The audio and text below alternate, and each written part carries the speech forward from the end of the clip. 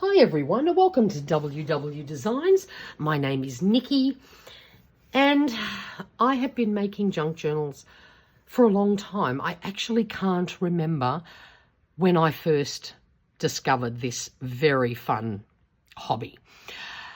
I do remember though that the first time I saw a junk journal I went, oh my gosh, I want to make one of those. And I started watching YouTube videos and all these fabulous creators using all these fabulous tools, and I started spending money and collecting all sorts of stuff. I used to have a beautiful big studio that I had pretty much filled to the brim, but then I moved a little while ago, and right now I do not have my own full-on craft room. A lot of my stuff is in storage, and until I move again, which will be happening, and I have my own studio again, I've had to learn to live with a lot less stuff because I didn't want to go and rebuy a lot of those things, because then of course eventually I will end up with two. So it's amazing how little you can actually get by with. And I just wanted to run you through some of the things I cannot live without. I grab them all the time when I am making junk journals, but some of them are the most simplistic of things, but may have multiple uses. So if you're new to this, or you just want to know what you really do need, if you're short on cash, if you're short on space, I'm sure some of these ideas will ring true with you. And like, I know all these things, I mean, they're beautiful. These four are my absolute favorite, and I can't ever part with these. These are staying with me. But you can make absolutely stunning things, and you don't need a craft room full of stuff.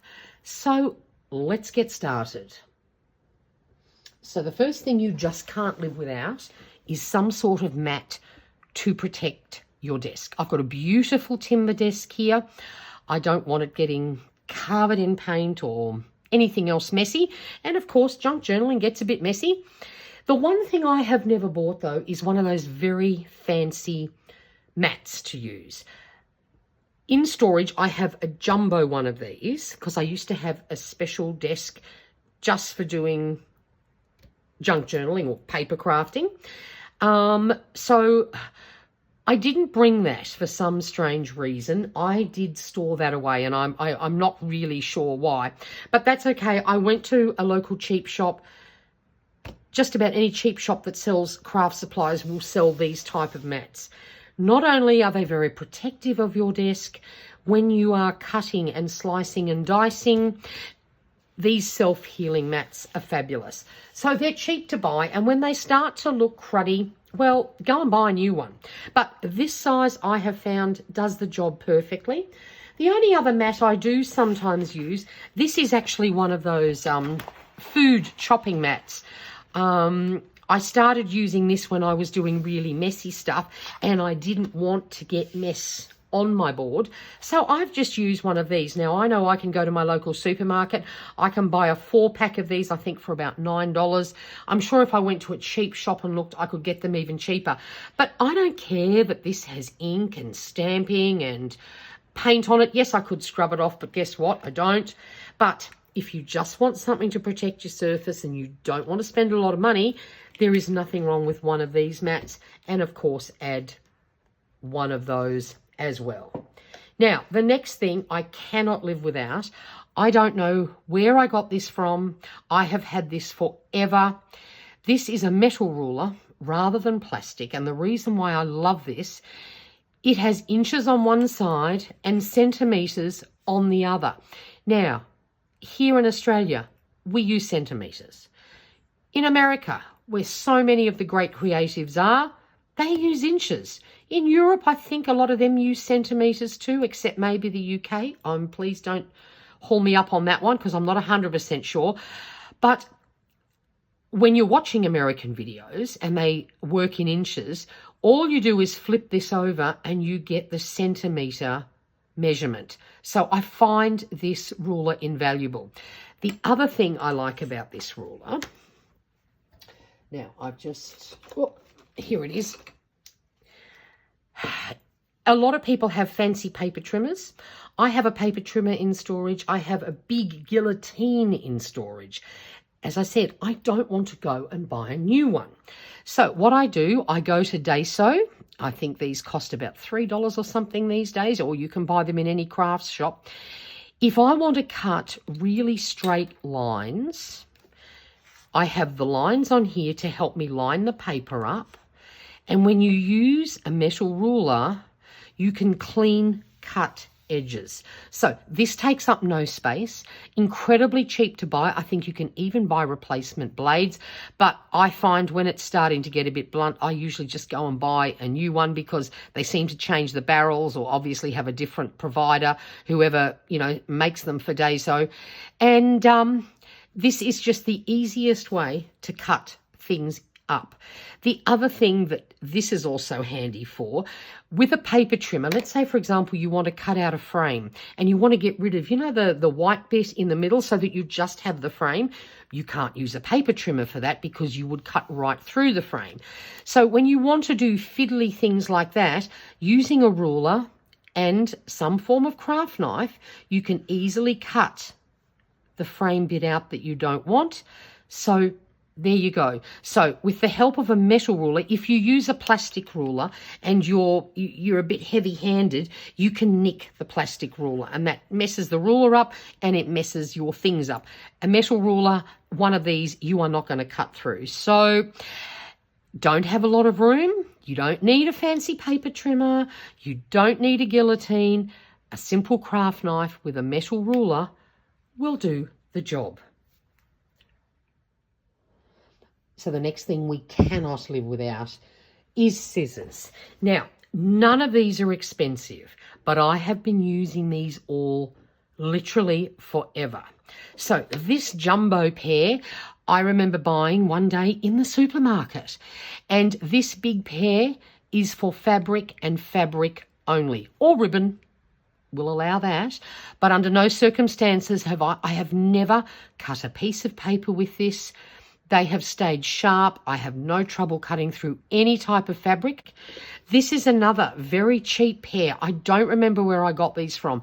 I've cut through thousands and thousands of sheets of paper with this, and I do all my larger fussy cutting with these. The only thing I do, and I don't know if that helps, I do my own gel nails. So every few weeks I have to do them, and I wrap my nails in foil to help soak off the old gel. So I have to cut up bits of foil, you know, to fit around each finger. So every time I cut up that foil, I use these scissors to cut the foil, because I have heard that if you want to keep your scissors sharp, cut aluminium foil with them. So I have made a habit of that.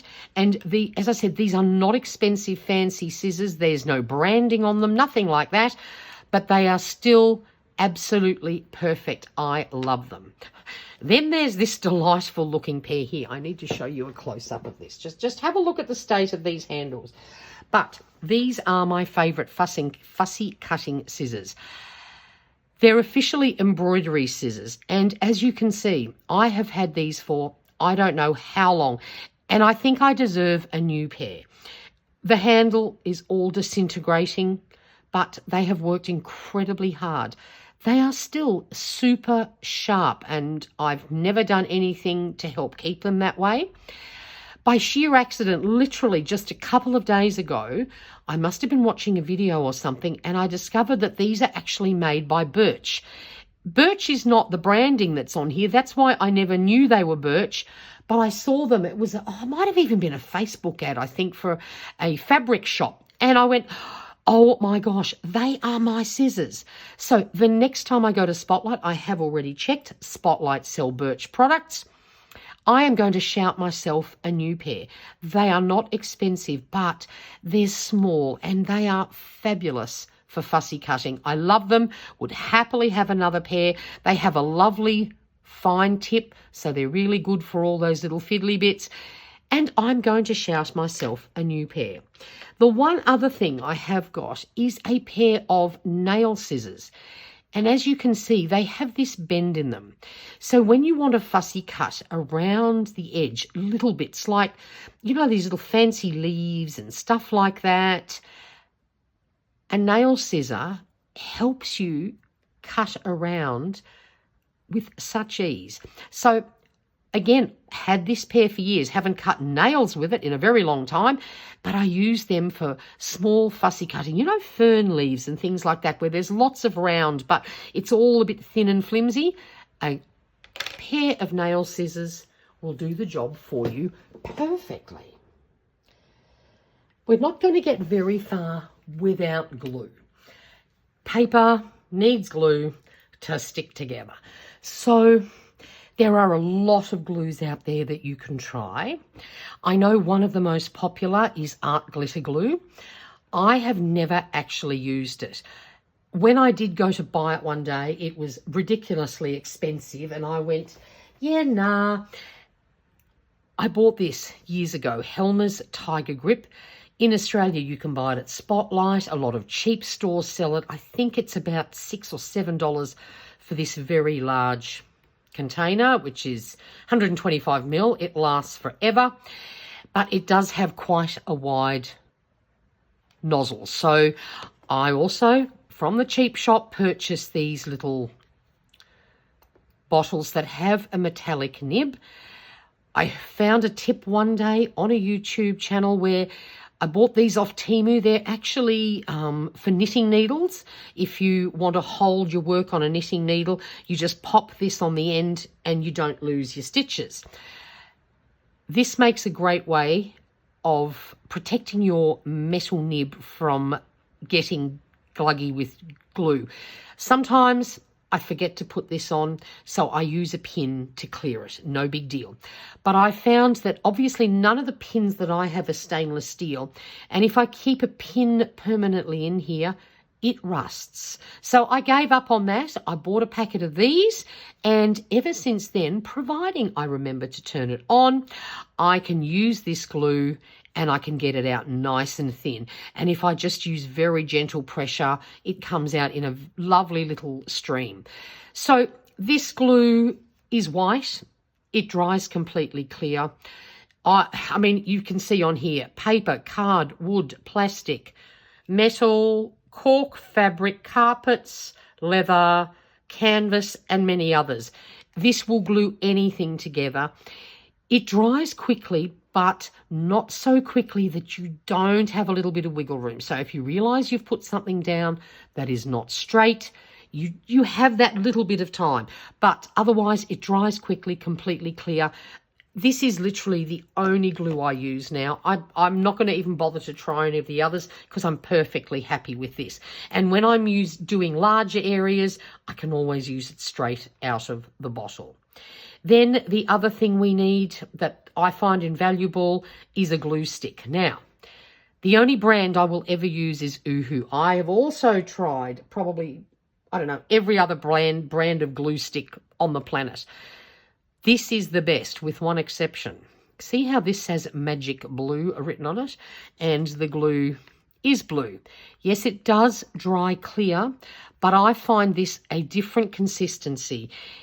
When you're rubbing it on the back of your paper, it often gets gluggy and lumpy, and I don't like that. So I vowed and declared never to buy the magic blue ones again. I only buy the normal ones, but Uhu glue is definitely the best. It holds strong and it holds fast. I've used other ones and they peel off in no time, so I've given up on those. I only buy this one now, and I often get them on sale at the supermarket or Big W, often have them on special. That's when I stock up. The only other thing I do sometimes use, if I am putting some trim down the edge of a page or something like that, this Helmer, again, their fabric glue, dries almost instantly. So you don't get the wiggle room as much, but honestly, especially when I'm making videos. If I want to put some nice trim down the side of a page, a whoosh of this, stick it down, hold it for a couple of seconds, and it won't move.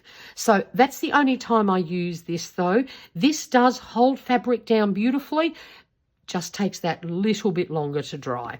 So you don't need 10,000 types of glue. This one is very budget friendly, and it will glue down everything you could ever want.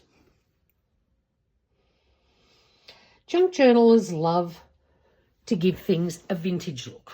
Obviously, not every journal needs to look vintage. I've made a few that don't have that at all. But let's be honest, the originating thing about junk journaling was from many, many, many years ago, where people would collect bits and pieces. And so giving things the aged look is ideal.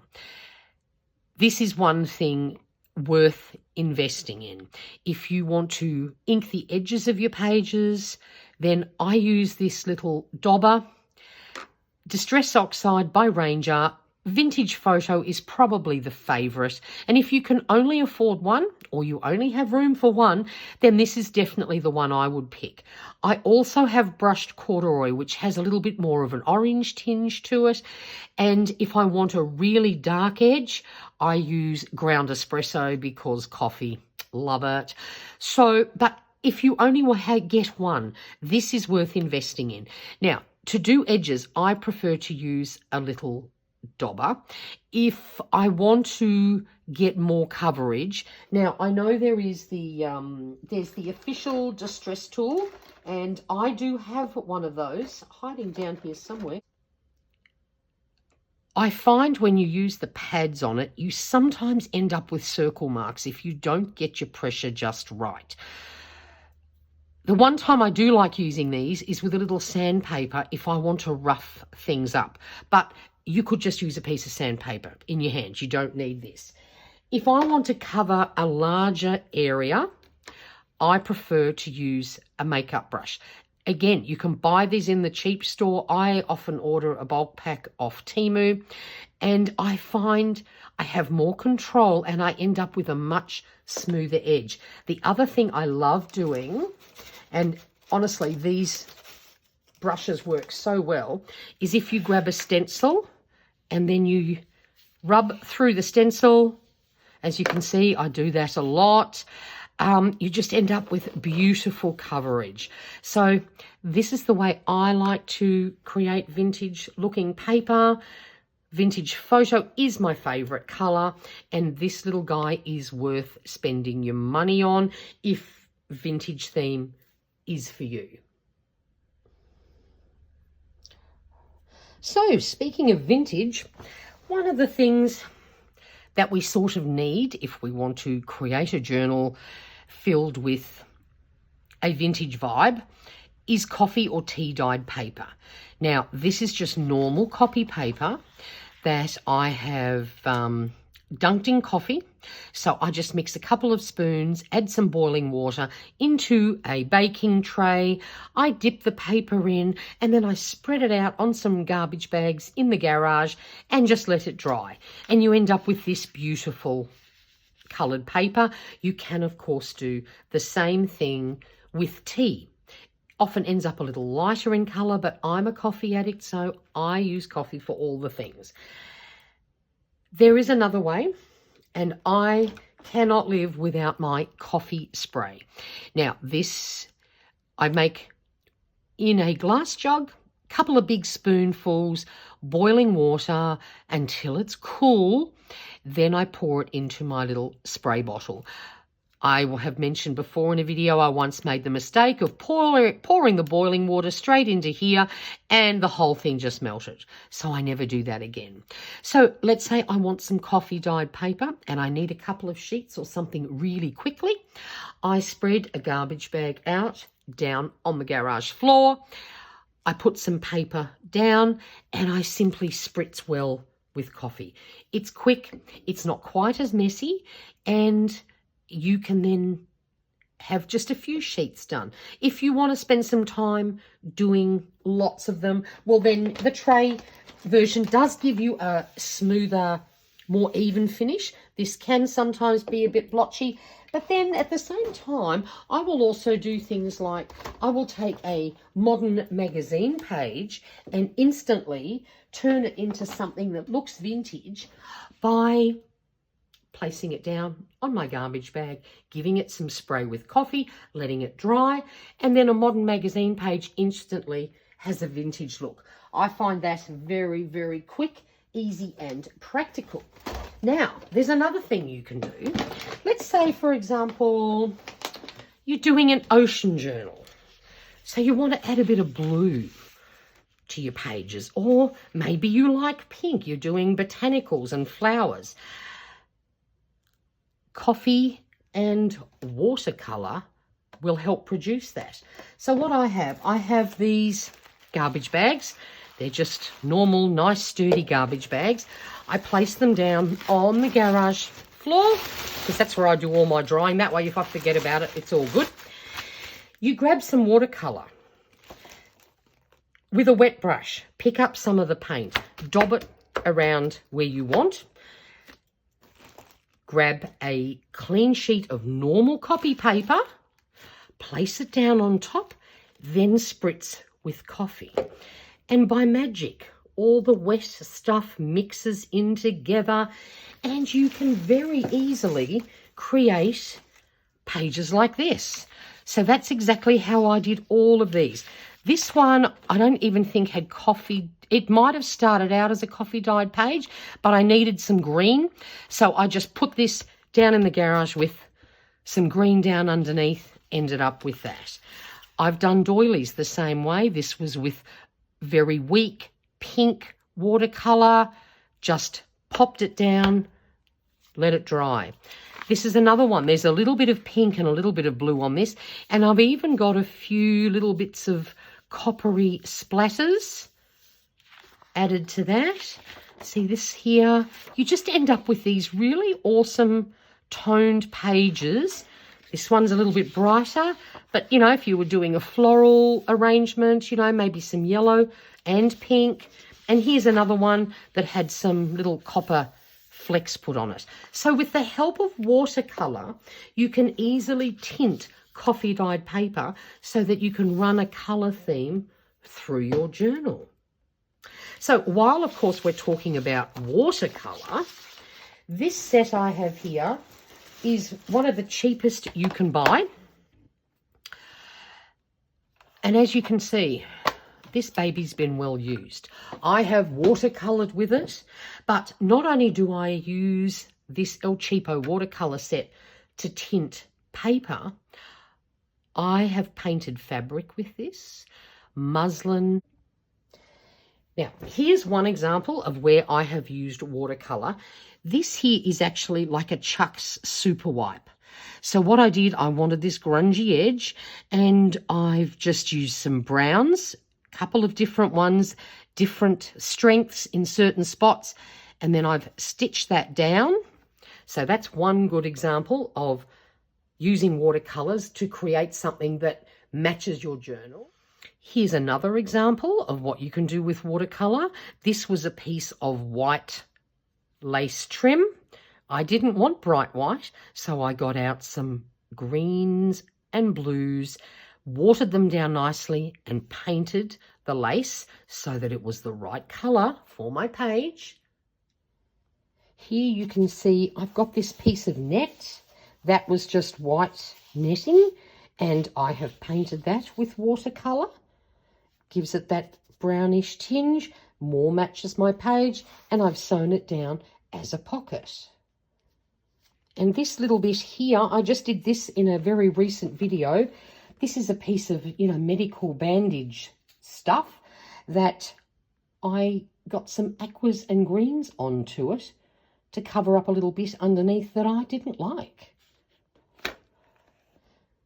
So as you can see, watercolors can become your best friend. If something's not the color that you want it to be, a simple palette, like a really inexpensive palette like this. The other thing that's so good about this one, because it is not what you would call great quality, the colors aren't as vibrant. I've got some better quality sets. And for example, if I did a flower painting with this set and then with some of my better sets, I'm going to get a much more vibrant result with my better ones.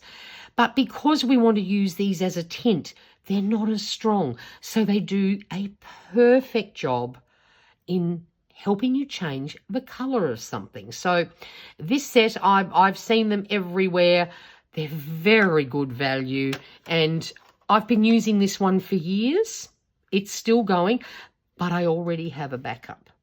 Bought one day on sale, so when this one does go, a couple of colours are almost out, I'm already good to go because this is so worth the few dollars it costs. So when I'm coffee dyeing paper, I just use normal El Cheapo coffee paper. There is no necessity to use very expensive paper. Sometimes when you're coffee dyeing, you accidentally tear a page and stuff like that.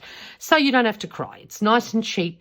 Colour it all you like and experiment. Great fun. But when it comes to actually printing, for example, a journal kit, or for when I'm doing journaling, not so much junk journaling, and I want photos, I need to upgrade paper. When you use normal copy paper, you will find the colours are more dull. Even if you put your printer up to the highest of settings, it is just the way it is. There's nothing you can do about it. Investing in good paper is definitely the answer. Here in Australia, we don't seem to have a lot of the papers that others recommend in America and stuff like that. So I've done a lot of experimenting, but I have found my two favourites, and they are both by Kodak. So if I'm doing a kit and I want something not normal paper thickness, so I want it to have a little bit of bulk and tooth, then I use this Kodak Photo Paper Matte 180 GSM. So it's got some weight to it. It's like a light cardstock when it's done. You print out a kit on this, and the vibrancy of the colours compared to just if you purchase this and haven't done, print out a page from a kit on normal copy paper and then do one of these, and you will be absolutely blown away by the difference in quality. So if you really want your journals to look fabulous, for example, you don't have to print every page on this because that would become quite expensive. But for example, let's make you're making signatures in a journal. You know, these little booklets that you make. You might want to do the covers in this. So it's a little bit thicker, it's better quality, and it will look amazing. So I buy this from Big W, and they often have it on special. So when it's on special, I nab some. So I get 50 sheets. I can't remember what it costs, in all honesty, but I fell in love with this matte paper. I used to be able to buy a big ream of it, a full ream of matte photo paper from Kmart, but unfortunately they no longer stock it. So I had to do a little bit of homework and a bit of trial and error, and I love this. So then I had an issue not that long ago where I was it was for a video, and I created this boho piece. It was a freebie, and you know, boho is pretty vibrant sort of colors. So I printed out this freebie, and it was just all a bit dull. So I'm actually in a journaling group, and I put a little message out there saying, okay guys, I need a solution. I want something that's a bit more vibrant. And no one really had a good solution. So by sheer accident, I was in Big W again buying something else because there's a Big W in the centre where I work. So that's why I duck in there a lot. I spotted this. I didn't even know this existed. So this is Kodak presentation paper, matte, 130 GSM, 100 sheets. So this is definitely a little bit thicker than normal copy paper, which is usually either 80 or about 100 GSM. So it is a little bit thicker, but oh my dear gosh, when you take a page out, just like the matte photo paper, it's got a slick side and a rougher side. So you print on the slick side. Oh my gosh, the colours though. It was just absolutely delightful, the difference that it made. So if I'm into vibrancy and I want beautiful colours as the kit's been designed, then I print it out on this. Again, sorry, can't remember how much it was, but it's definitely more expensive than normal copy paper. But if we're going to the trouble of making beautiful journals, whether it be to keep for yourself or to give as a gift, if you want to make them look the absolute best you can, this is definitely the go. In fairness, for a lot of vintage style journals, you don't need super bold colours. So I'm happy to print out on normal copy paper and then, decorate accordingly. But if you're doing something else, this is worth the money, 101%. So try and find the similar sort of products on Amazon for you, wherever you live. There's bound to be choices, but in Australia, it can be a bit limiting. So when I find something that I really love, I might as well share it. Now, another thing I can't live without is some sort of thread. So when you are binding a journal together, that means you have all your little signatures and you want to attach them to your cover. There are a multitude of different ways of doing it, but even though this can be a little bit fiddly and fussy, I still find this the most effective way to secure your signatures in. Once they're sewn in, they're not going anywhere. And you can see on this spine, I used 3 different colours for each of my signatures. Now, the reason why I did that is because I have just a few embroidery threads. And I, in fairness, have decided that embroidery thread is definitely my favourite thing to use. Now, my very first crafty obsession began many years ago when I started cross-stitching. So what did I do? Of course, I bought all the colours, didn't I? And a friend of mine made me this beautiful cabinet to store them all in. So when I want to sew in a journal, I have an awful lot to pick from, but I can guarantee you there is no need to have a ridiculously large amount of colours. If I had to pick just 1 or 2 or 3 maybe, first of all, they're incredibly cheap to buy. You don't have to buy DMC, even though they're not expensive. You can buy cheaper versions, and I have used them before because of the colour. They work perfectly. But I would pick black, a nice light brown, especially for anything vintagey, and white. Now, keeping in mind, you know how I've mentioned you can colour fabric and all sorts of things with watercolour. You can also colour DMC thread. All I do is I grab a piece of plastic of some sort. Now, I keep all my outer packaging that a lot of my craft supplies and things come in, and I use that for colouring. You cut off the amount you need, keeping in mind you need about 3 to 3.5 lengths of the length of your journal to have enough to do each signature. Then you smoosh down some watercolour and you dab around, and before you know it, you've got whichever colour thread you like. Then hang it up, let it dry, and bam. So yes, white would be, if you could only buy one, then buy white, because together with your watercolours, you can make any colour you desire. So you don't need to go and buy all these things. You might never use them. You might only use it once, and that's a good waste of space and money. But seeing I have all my threads, I'm happy to use them. The other thing you must have if you are going to use thread. Oh, I'll just show you. Let's grab this one, for example. So when I am sewing in a signature, I use all 6 strands of these threads. They're very strong, so they're not going to break, they're not going to fray. And if you want to, you can split all these up into 6 separate pieces, but I use all of them. So it's a little bit thick, so you need to find a good needle that has a nice large eye to make this relatively easy to get through. If you have needles with tiny eyes and you're trying to get through all 6 of these, it's not going to happen in a hurry. So I have one needle. This is my junk journal needle. It's got a nice size eye and I can always get my thread through it. And the other thing, I have this which Again, I have had this forever. Don't even know why I bought it in the first place, because I've never needed it for cross-stitching, but I'm sure I've had it about that long. When you're making a junk journal, I have got some videos. If you go through my playlist Creative Journaling, where I actually show you how I've made some of my journals, you pierce the holes into your cover before you start sewing. If you try and poke a needle through and you've got no hole, you're going to end up in a giant mess. So using an awl to create a hole, and I go, right down to this thick bit. It doesn't matter if you make a bigger hole than what you need. You'll see it just all disappears once it's done.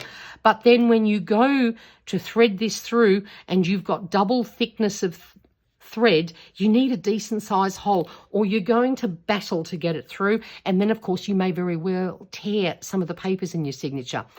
You want to avoid that. So investing in one of these is going to be a godsend.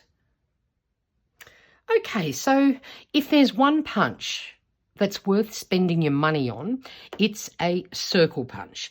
Now, I'm lucky I've got these in all sorts of different sizes. My local scrapbooking shop that I used to live near would have these markets once every quarter where crafters could sell off their own products cheap. You just paid a small fee and bam, off you go. So I bought every circle punch every time I saw one at one of these markets. And traditionally they're used to create this little half circle in a pocket, and it just looks more like a pocket and can make for easier access in and out of said pocket. But there's also two other ways I love to use these. Now, you'll see on this tag I have some sari silk that I've attached to the top. But when you add a lot of these sort of things to your journal, it can create bulk, and not everybody likes big, bulky journals. So what I often do is I'll cut out 2 circles with my circle punch, and I will stick them one on one side, one on the other, and it creates a great tab. I usually do them in a contrasting sort of paper, and it has great effect, but also adds very little bulk. The other thing I like doing with them, if you'll have a look here, is I use them to create interesting little page tabs. I mean, there's lots of things you can create page tabs with, but one of the easiest is just 2 circles glued together. Create a really fun and easy tab for a journal page. So grab one of those if you can get them in multi-sizes, and have a look on maybe Facebook Marketplace and look for people that are selling their products because they're no longer crafting. If you're on a tight budget, that's a great way of doing it, but these are worth spending the money on. Book pages. Something that we use a lot. They're very versatile, and it's easy to get hold of cheap books. You can go to Facebook Marketplace, you can go to op shops, ask your friends or ask your friends' parents. They used to read a lot of books, and see if anyone has any books that they no longer want. They're certainly very cheap to come by. You don't have to go and buy a brand new expensive book. And the older they are, the nicer the colour of the pages. This one is has got quite a nice bit of colour happening. They're great. You can add them as pages into your junk journal. They are great for adding contrast. If you have a really bright pattern and you want to tone it down, add some book page on top. You can use them to make pockets.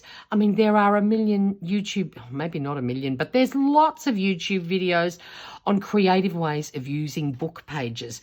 But I find them very essential, and I'll very rarely make a journal that doesn't include book pages of some sort. And then the other thing I can't live without is magazines. Now, if you've been following my channel for a decent length of time, you will know I do lots of videos on how to use magazines and create something pretty with it. When it comes to junk journaling, magazines are the bomb. Now, I mentioned before, you can use modern magazines, and with the help of coffee spray, you can instantly turn it into an old looking page. Nobody's going to read the actual writing on the magazine, but it's a great way to use up modern magazines. And the other modern one that I can't live without, and I buy faithfully every 2 months, is Daphne's Diary. It is the most delightful magazine full of, look at this, here we go. There's recipes, poster, creative inspiration, vintage, stickers, mindfulness. It is the most beautiful magazine, beautiful quality paper, full of crafty projects, full of gorgeous things you can cut out. I don't care. This is one thing I am happy to spend my money on. So my local newsagent does stock Daphne's Diary, and I have my name down. They keep this for me, and I go in every 2 months and I buy it because to me it's worth it. I have used these. I've slashed them and crashed them and burned them. And even though they're so pretty and you think, oh, how can you cut that up? After a while, I've got a collection, you know, so high, well, maybe a bit higher, if I'm being truthful, you do start using them. And I have used them in so many journals. It's also one of the reasons why a lot of the journals that I have made, I cannot sell, because you cannot use Daphne's Diaries paper or pictures or anything in journals that you sell. It's just part of their deal. So that's fine. But honestly, if you want pretty inspiration, beautiful, beautiful goodies to put in journals, you cannot beat this magazine. So it's an absolute must buy for me. And the thing I'm going to finish up with is my printer. Now, I've had a few printers in my life. They've not been the best quality. The cartridges cost a fortune. So I invested a 1.5 years ago in my Epson ET2810 EcoTank printer. Now, I know some people have bought EcoTank printers and have had trouble with them, but I bought this a 1.5 years ago. It is working like a dream. It prints beautiful quality. You don't have to buy cartridges, just little ink bottles. And I want to just hone in on this area down here. Can you see those ink levels? Now, as I said, I have been using this for a 1.5 years, and look how much ink I still have left. So if you want to save your pennies and you want to create beautiful journals or any other sort of thing you want to print out, investing in a good printer is truly money well spent. I was lucky I got this on clearance because it was white. I think most printers usually come in black. For some reason, they were clearing them out. I got this for just under $200, which was in Australia is a bargain. But I promise you, if you want to create beautiful things, sometimes an investment is required. And I don't care what anyone says, nothing beats a good printer. So there you have it. That is my selection of the most practical tools you can possibly use. Investing in them will actually bring a return to your creativeness. So I just thought I would share that with you. Most of them are quite inexpensive and they're worth having. So I could sit down with all of those now and actually make journals. And that's what it's all about. It's actually making them, not buying all these fancy tools, using them maybe once, maybe never, and actually not making journals. So if you need some inspiration on how to start making a journal, maybe try this video. This is, I think I called it 30 Ways to Decorate a Junk Journal. And I just went step by step through making the journal and decorating the pages to give you ideas on what you can do. Might be a video worth watching, or just head over to my creative journaling playlist, have a bit of a scroll and make a start. But as you can see, you don't need all those fancy things to make absolutely beautiful journals. So good luck on your junk journaling journey. And if you have any questions, please leave them in the comments box below. And if you could give this video a thumbs up, I would really appreciate that. And thank you for watching. Until next time, stay safe and stay healthy. Bye for now.